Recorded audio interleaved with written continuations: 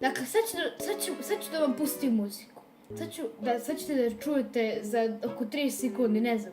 Ako ste dobra deca, možete, ako želite da budete cool, možete da skipujete do ovde.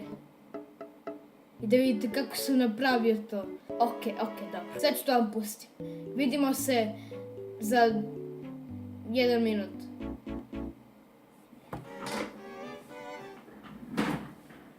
Nadam se da sam otišao.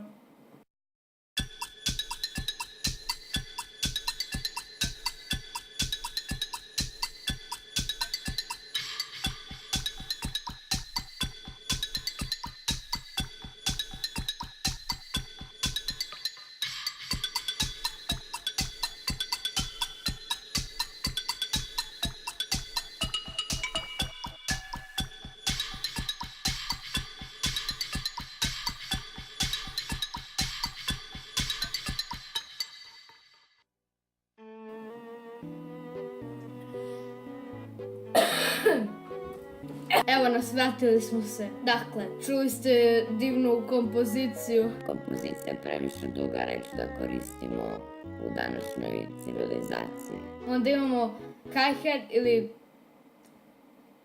s.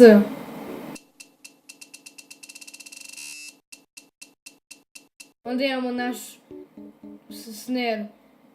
Što ono... to je snare, da. Sad kad pustim, zvuči ovako. I kada ga malo isečemo i dodamo malo EQ2, dobit ćemo ovaj divni zvuk.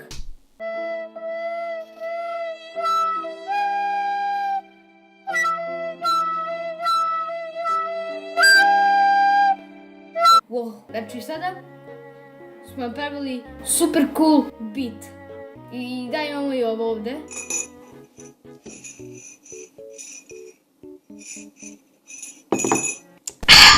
To nije čaša i zašto sam stavio to ako to nije čaša, O ne, vreme za hate komentara. Sad da znate kako se pravi muzika čaša, zašto bi to ikao radi. Ja se da se sve razumeli.